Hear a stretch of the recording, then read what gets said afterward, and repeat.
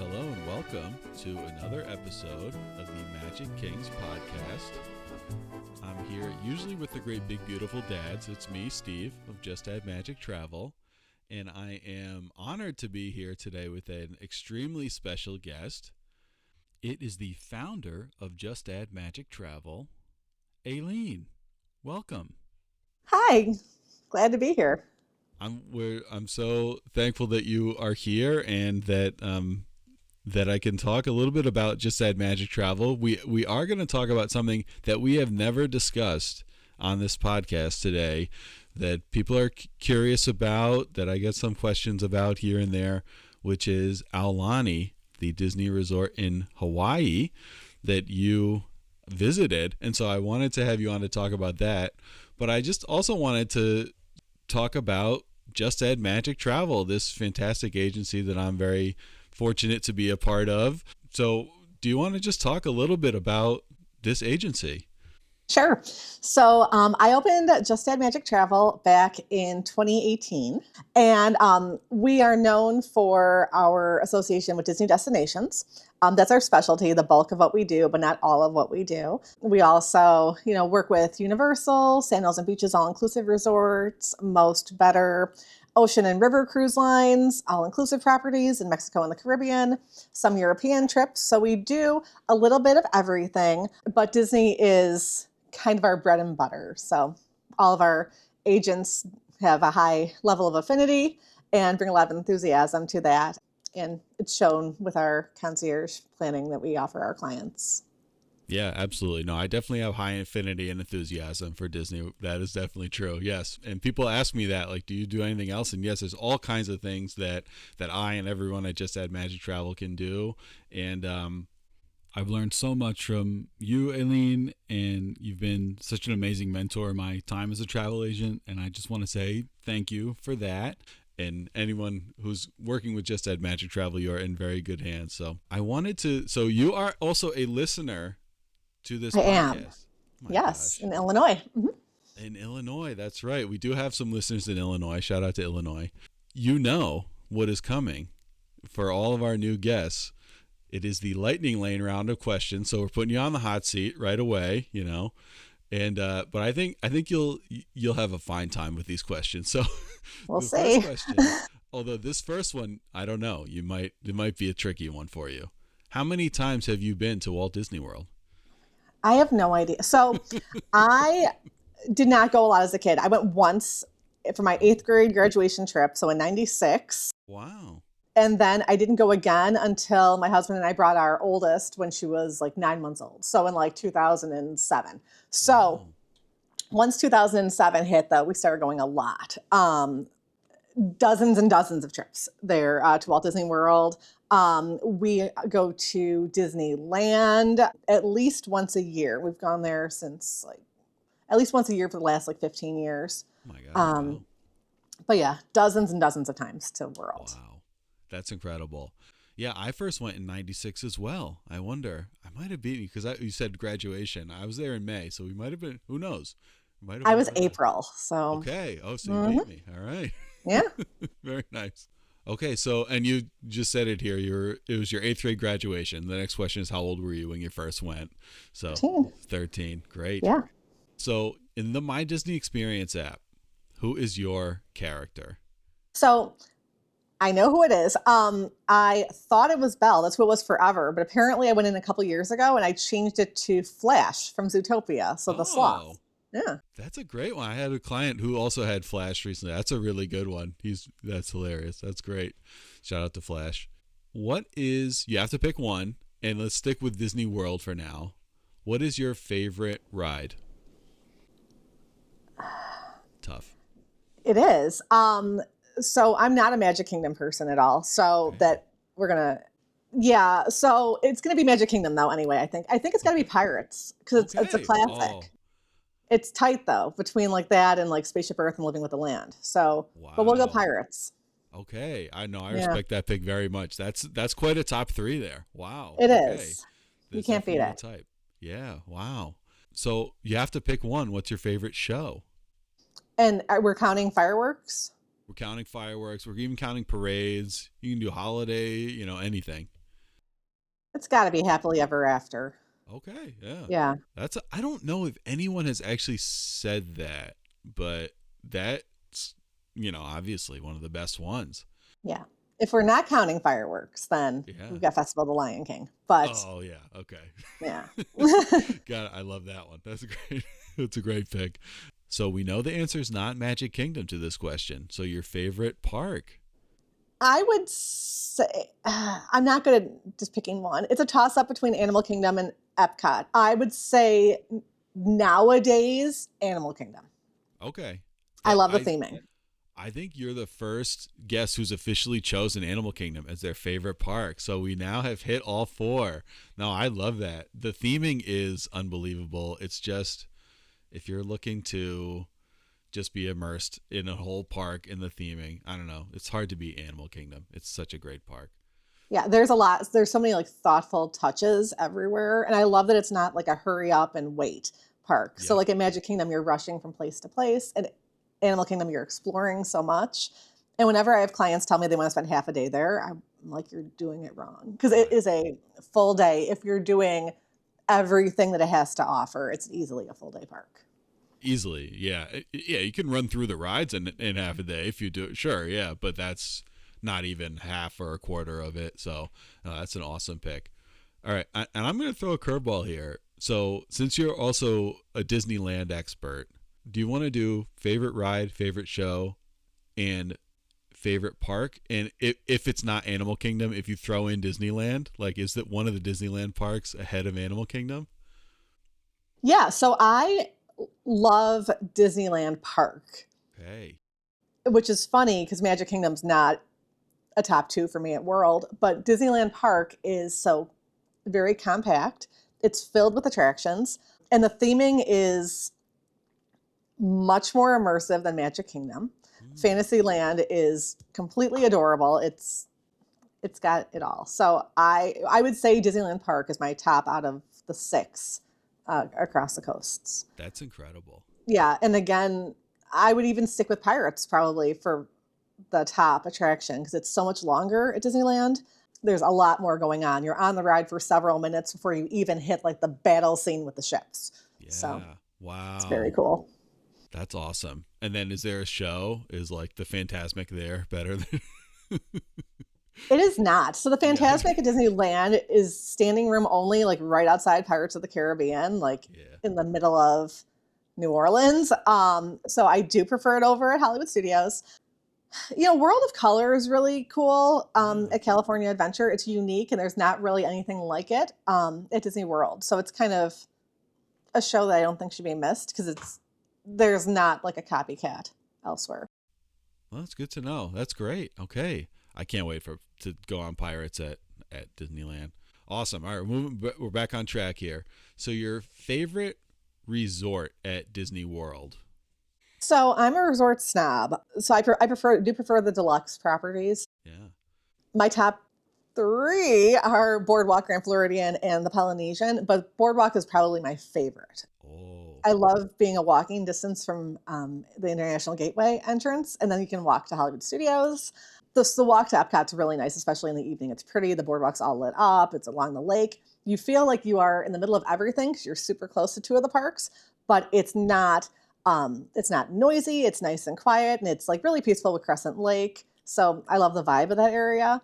And we prefer to stay club level when we can. And the club level lounge at Boardwalk has amazing cast members, probably our favorite on property. And it has better offerings than some other club level lounges. So, especially if we're doing club level, then Boardwalk is where I want to be. Okay, that's great to know. And we should do a whole episode about club level. I don't think you've talked much at all, if at all, about that on this podcast. But So especially good. being able to come from Epcot back to the resort, hit the club level with the included snacks and drinks and everything that goes with that, and just a place to hang out is really nice. So Boardwalk's my next one. I'm telling you, next trip we're hitting that. That is awesome. And then I know you're a big Disneyland hotel fan. Would you put that ahead of Boardwalk if you were comparing everything? Putting you on the spot. I might have to. The Wow. Disneyland Hotel is really nice. It's kind of like I like to say it's if the Polynesian and the Contemporary had a baby, because you've got like Mm. classic Disney, like you do at the Contemporary, where there's nods to just like Disney nostalgia all over the resort grounds. But you also have like the tiki line pathways, and it's a very tropical feel like you have at the Polynesian. So it's kind of the best of both worlds. And yeah, it's got a nice location, and the vibes, especially in the evening with like the torches lit up, just are immaculate. So That's it's my awesome. favorite of the three. And I'm going to be spending half of my Disneyland trip there at Disneyland Hotel. So I'm super excited. I'm super excited for that. So here we go. We got your favorite restaurant at Disney World. You know, every trip we do Sun on Hell in the Mexico Pavilion at Epcot. It's a must for our family. I love the atmosphere. You feel like it's, you know, nighttime in a old school Mexican village. I love it for lunchtime because it feels like a really nice break because it's dark and cool, and it can be a nice break from the sun. So that's Absolutely. definitely our favorite. That's a top 5 for me for sure. I don't think anyone's picked that on this podcast, but that's the one inside the Mexico Pyramid. That one is amazing. Yeah, I haven't been in a couple of years. I'll have to go back there soon. So this is another tough one for people. Your favorite snack? I like the pineapple lumpias. They're at the kiosk right outside the exit of Flight of Passage in Pandora. So Oh. they are like little spring rolls filled with pineapple and cream cheese, and they are very good. My gosh, I've blown past those. I don't even know. I'm not even aware of those. Oh, I gotta write Yeah, you that can get a down. night blossom, which is like a frozen drink too, with like boba balls. That's my daughter gets that. I get the spring rolls. They're good. Wow. Okay, I'm adding that to the list. Okay, an underrated attraction or experience at Disney World. I'm gonna go with Spaceship Earth. I feel like people sleep on it, even though it's right there when you walk in Epcot. I think people don't appreciate it because it's not, you know, brand new, and they've been talking about refurbishing it for years. And they never have. It's so detailed and just like a fun ride, and it's nice and long too. And usually the wait times are kind of short, so it's nice, a nice investment of your time. Yes. I think it's a sleeper hit. I would usually say like Living with the Land, but I think people are kind of waking up to that. So Yeah. No, not I super agree with that. underrated. Yeah, I think Spaceship Earth is a fantastic ride. I think I mentioned on my trip recap, I like warned Fran, who was 6. I was like, "Listen, this is gonna be a little boring. Like, I'm sorry, but I love this ride." And she loved it. She's like, "It was. I don't know what they were talking about, but it was a great ride." I'm like, "Oh yeah, this is such a like." She got it. It was such a good ride. So I love Spaceship Earth. Last question: can you tell a time that you were either pixie dusted, or if you don't have a great story about that, then just any magical moment that you can share at Disney World?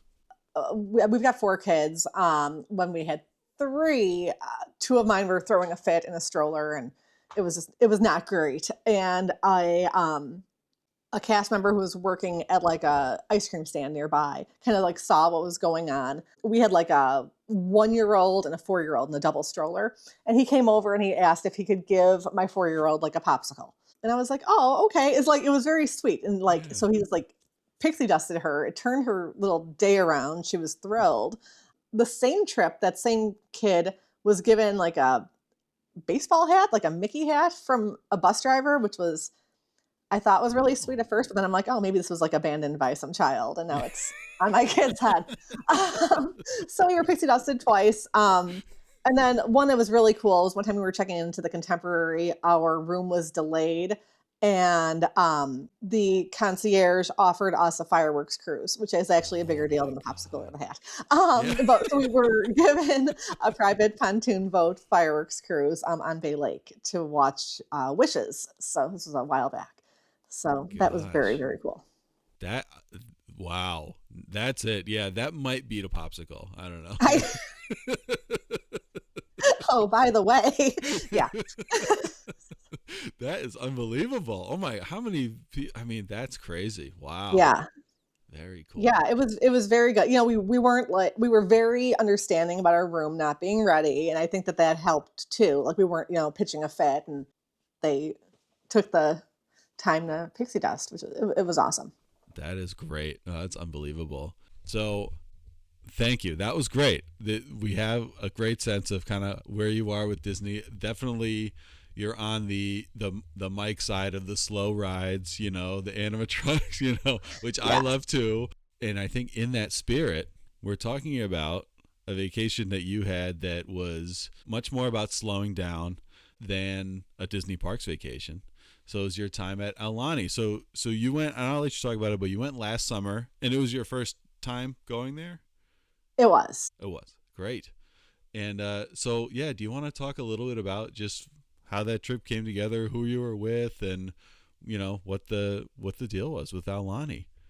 Sure. So I've had clients go to Aulani every year who really love it, and it was time for us to go.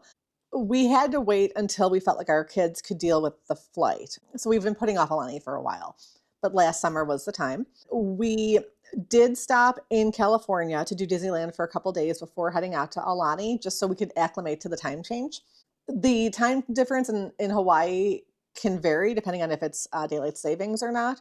But when we went in July, it was a 5 hour time difference from Chicago. So we went to California, acclimated to the 2 hour time change and for a couple days, and then the 3 hour over in Hawaii. So we did 3 nights in Anaheim and then a 6 night stay at Aulani.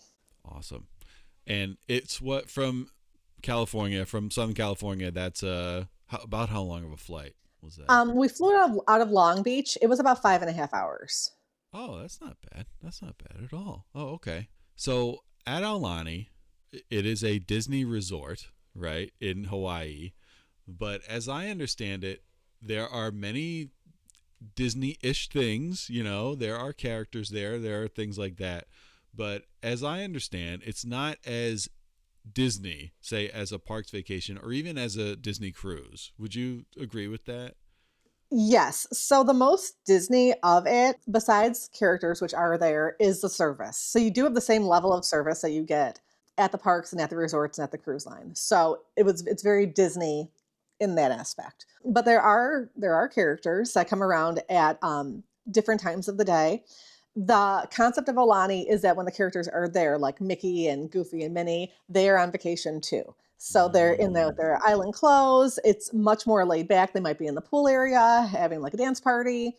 There are some like line up and wait situations too. But yeah, it's definitely not as Disney as you would get like in the resorts or on the cruise line. But it's very, very like service oriented. It was a great experience. yeah, that's amazing.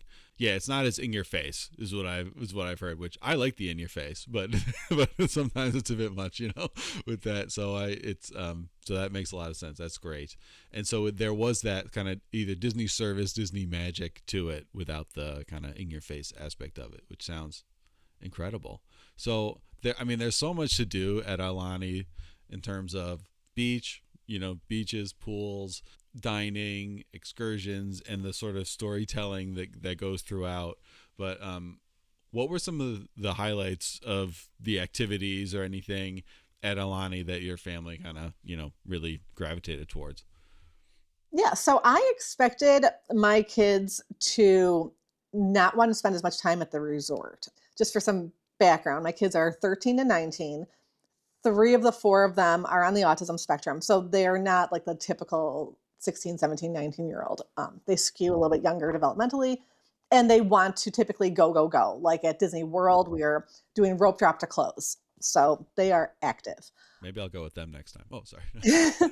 So I was very surprised that at Aulani, we really enjoyed resort time, which I did Yeah. not expect to enjoy. With the time change, we were up early, like before 6 a.m. every day of the trip, except for our last. Like it took 6 nights to acclimate to Hawaii time. Wow. So we were up early. We would walk down to the lagoon that Alani is located on. You could watch the fire or the fire. You could watch the sunrise in the morning.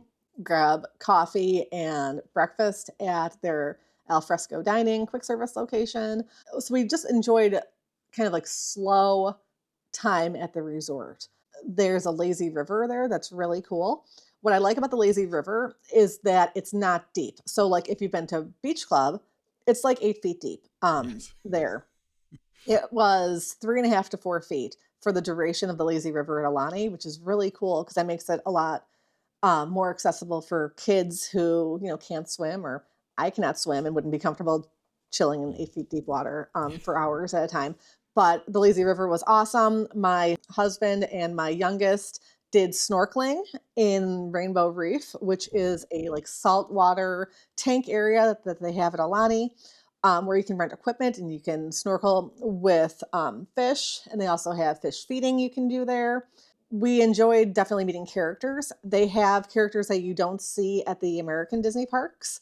There's a lot of guests coming in from Asia. So they have a lot of characters that are popular in the Japanese parks. So they have Duffy and like Ola which is like his little turtle friend, and Shelly May, which is like the girl Duffy. And so they have a lot of like the Tokyo, Japan characters. Angel's there. So for Stitch fans, Oh, like my youngest, she got to meet yeah. Angel, which was like the highlight. Wow. So a lot of pool time, lazy river time, characters. We did venture out for a couple days to the Kaloa Ranch, which is also on the island of Oahu, to see some sightseeing. We did Pearl Harbor. So we left 2 of the days of the trip, but most of the time was just kind of hanging at the resort. That's amazing. That and it's not far from those attractions at Pearl Harbor. It's on Oahu. I don't. You said that. I don't think we mentioned that before, but Right. yeah. It depends on the traffic because a lot of times it's like one way in each direction. So it's under an hour to Pearl Harbor, about an hour to the ranch. So you want to give yourself time, but it's like beautiful to drive because you're driving, along the water, you're seeing like the mountains, and it's like a lovely scenic drive. That's amazing. I don't want to hang here too long, but because I just learned about who this is, and you just mentioned it, Duffy. I didn't even know who Didn't know Duffy Duffy? was until like the last couple of years. I was like, what is this? Now, Duffy is Mickey's stuffed animal. Is that right? Or did I already mess Yes. that up? Okay. No, I think the story is that Minnie gets him for Mickey. But yes, he's Okay. Mickey's teddy bear. Yes, Mickey's teddy bear. And I know in Tokyo and in maybe all the foreign part, I don't know about the, Hong Kong or Shanghai or Paris or whatever, but I know that Duffy is a big deal in Tokyo Disney, like as big as Mickey even, or, Yeah, yeah. Wow. he is a big deal. And it's not just that it's like Duffy exists in the, like an American Mickey Mouse, universe, but just hasn't caught on to the level. I mean, right? Or is it just in Asia? Like, I'm telling you, I thought I knew everything about Disney. I'm like, there's this character that is like bigger than Mickey Mouse at these parks, and I have no idea who it is. So yeah. Yeah, so Duffy used to meet at Epcot years ago. Oh, okay. So I have pictures of my youngest from like 10 or 11 years ago meeting in that area where Asha meets at the front Oh yeah. of World Showcase. Yeah, like Yeah. Duffy used to meet there, but then he hasn't been there since. So it's been a long time since he's been in the American parks. But he's at Disneyland now in a cavalcade, but Oh, okay. he's not in Orlando. Yeah. And Duffy has a pet, is what you're saying, a turtle. Duffy, I don't think it's not his pet, but it's Oh, his sorry. friend. Sorry. Okay. Yes. There's a whole lore. Like there's like a bunny and a cat. Those are not at Aulani, but there's a whole like team of Duffy animals. That's incredible. Shout Yeah. out to Duffy. Yeah, I mean, listeners, if you've never heard of Duffy, look him up.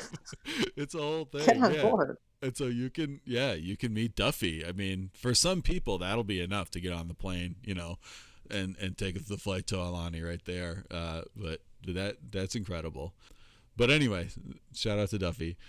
So you were able to kind of go off, as you said. That was one of my questions. Is so you were able to go to the ranch into Pearl Harbor, which is awesome. You're right there, able to see those things as part of the vacation. So it's not like if you want to experience Hawaii, right? Aulani can serve as a base almost, right? You can spend a lot of your time there, but you can go off and do a lot of those other things. Right. So Aulani is kind of remote. It's in Ko'olina, which is a resort community. So there's like a Marriott, the Four Seasons next door, and Aulani, and then like homes. But Aulani or Disney does offer excursions that you can book through them that include transportation to different sites around the island. or you can rent a vehicle. Like I said, I didn't think our kids would want to stay at Aulani all the time. So we did have a rental car the entire trip. But you also have a rental car facility right at the resort. So if you want a car just for a day and you don't want to incur like parking expenses, you can go at Aulani and rent a vehicle and just take off for the day. So you're not trapped. Yeah, right. No, that's awesome. That's great. Yeah, I think for people curious about going to Hawaii, especially with their family, I think it's a good way in to kind of the rest of Hawaii, to be able to go to Aulani. So that's really great. The other thing I was curious about, just hearing more about, because this was a highlight for me of the cruise, of Disney Cruise, and so I'm just curious about it for Aulani, is the food. How is the food, and was that a highlight for you, or what did you think? The food is good. So there's less dining options at Aulani than there is like on the cruise line. So there is a casual restaurant that has a character meal at breakfast and a fixed price restaurant. It's a fixed price at dinner. There's a fancy like signature restaurant that's expensive. And then there is a quick service restaurant and like an outdoor bar type area that has breakfast in the mornings and then more like appetizers and drinks in the afternoon and evenings. So there's not a ton of options for food. But yeah, the food's really good. There was like for breakfast, we were getting garlic spam fried rice all the time, which was amazing. Yeah. So we were trying to get more like Hawaiian type dishes. But you could, if you're picky, like some of my kids are picky, like they were able to get like, pancakes and Mickey waffles still and bacon. But yeah, the food was very good. It's not like the cruise where, the food's included. So Right. the food is also, it's expensive in Hawaii. Everything is more expensive in Hawaii. So that was kind of like the downside of the food. You do have to budget because it does add up. Like kids' breakfasts were like $16 a kid. So it's more than, what you're used to, even with Disney prices. One of like the very viral snacks that they have is like a masubi. So it is a like tightly packed rice with spam, and it's shaped as Mickey. So it's available at the quick service restaurant every day at 11 o'clock. And people start lining up at like 10:30. And once it runs out, it runs out. They only make one batch a day. So it took a few days into the trip before we were able to kind of snag it just with our schedule, but it was very good. And, and there's like shaved ice stands and like little kiosks and stuff, and there's food everywhere. So. Yeah. No, that's awesome. Yeah. Spam is big in Hawaii. If those who don't know, like, I don't know how traditional, but it's a big deal in Hawaii. So that sounds awesome. And yeah, you said it may be a little more expensive even than the parks, but it's in terms of the budgeting and thinking about food, it's similar to the parks, is that you're purchasing your food, there versus the cruise where a lot of it obviously is included, most of it. So, yeah. And there are refillable cups too. Oh, okay. All right. You only pay one time. And you really had to walk your clients through like how that works. Right? Don't pay every time. Okay, it's good to know. I think my sister only listens to the episodes that she is on, so I don't think she's heard any of these dicks that we made about her. So I'm gonna have to let her know. Shout out to her. She's good. I was yelling at my radio that day. Until you fixed it. She was recording. I was like, yeah, that was wild. So anyway, so the other thing that I'm curious about with Aulani, you talked about the service being part of the kind of Disney magic of that, but I think of something that's been a through line in all the Disney vacations I've been on is the storytelling aspect and the immersiveness aspect of it. And I know there is a lot of the storytelling atmosphere, immersiveness in the Aulani, bubble, in the Aulani resort. Can you talk a little bit about how that manifested at Aulani? I know about like the Menehune figures and things like that. So, any aspect of that you can talk about.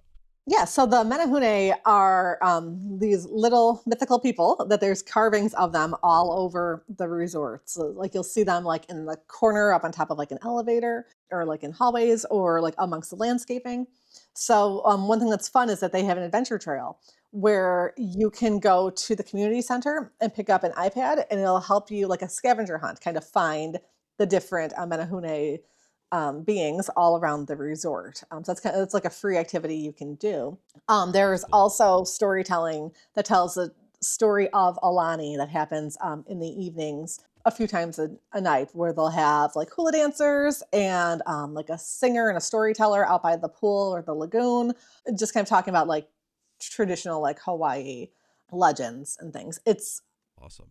Aulani is pretty authentic, so they stay true to like the Hawaiian culture, which is nice. So there's a luau at Aulani, and even the luau has Disney characters at the very end of it. The bulk of it is traditional Hawaiian storytelling. So you're going and you're feeling like you did go to Hawaii. You don't feel like you're, at Disney the whole time. That's awesome. It is a lot authentic, and you may not get that at other Hawaiian resorts, right? Is that staying true to that Hawaiian culture and really learning about Hawaiian culture there. That is really awesome. Yeah, it feels very respectful as opposed to being like stereotypical. Yeah, that's awesome. So, did you and any of your family do any of the spas? Are you spa people? We did not do the spa. Okay, yeah, that's fine. Yeah, That's something that I looked at. That there's the teen spa, right, and then there's the kind of like the water, the what's it called? Like the hydrotherapy. The hydrotherapy, thank you. Yes, and those kind of things. You can get all your regular spa treatments there too. I know that just selling this to my wife wanted to go. That'll be a big highlight. So I was wondering if you did any of that, but and obviously you didn't, or did you? Or your kids would have been old enough to do the kids clubs, or no? So there is a kids club. We did not do the kids club. I believe the cutoff is 12. So my youngest had just aged out. So we did not do the kids club. But the activity center does have family activities that you can do. There is a cost for them.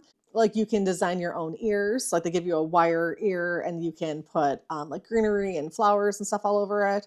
And there's different activities you can do, like painting and things as a family at a cost. But no, we didn't do the kids clubs. Yeah, well, that's great. Those family activities, that's awesome.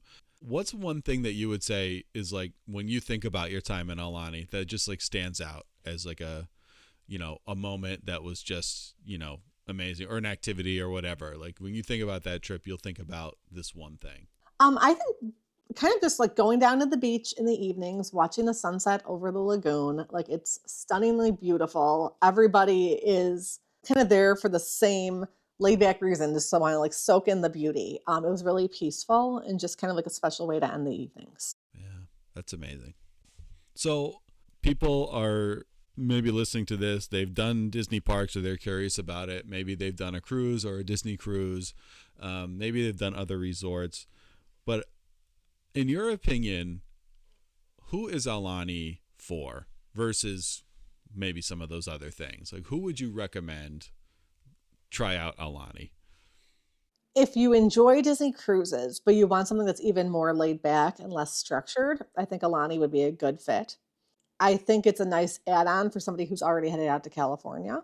Mm-hmm. Because if you're on the East Coast, it can be a haul. It's for somebody who wants a high service, high quality level resort experience. If you're looking at taking a beach vacation and don't necessarily want to do like an all-inclusive in Mexico or the Caribbean, you want to stay in the US, it can be a nice fit. It's not for somebody who wants to be like go, go, go the whole time. I mean, you could venture out, but it's not really necessarily the best fit for somebody who wants to do that. It's just somebody who wants to kind of like reconnect with their family on a low-key vacation. I book a lot of multi-family, multi-generational trips there for clients because there's things for everyone from like grandma down to like a 2-year-old to do on property. So people who are looking kind of for that connection. Yeah, that makes a lot of sense. And I think a couple of things you said about just the flight, right?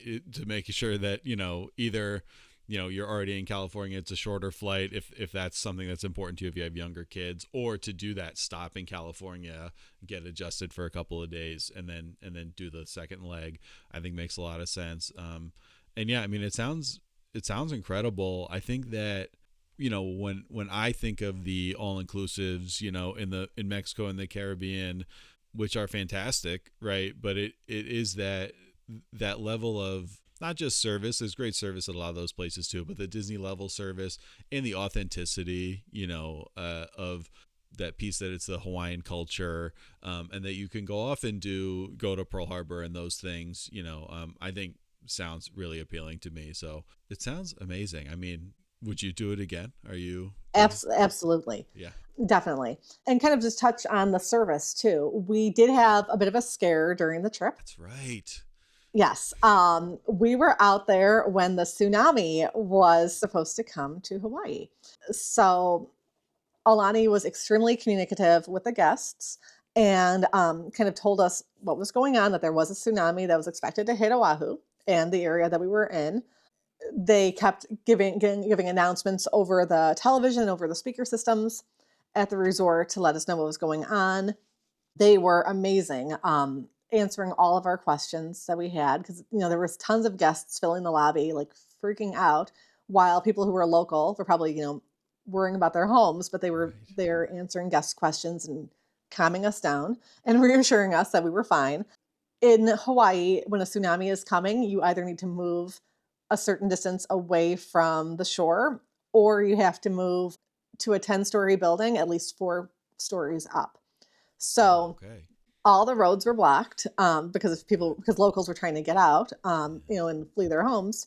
So we couldn't leave. But Aulani is 16 stories tall. So it is a kind of building that would be safe, in some place where you would want to go. Our room was on the second floor, though, so we did have to evacuate. And, they called us with our room number, told us what our room was. We just had to go downstairs and grab a key card.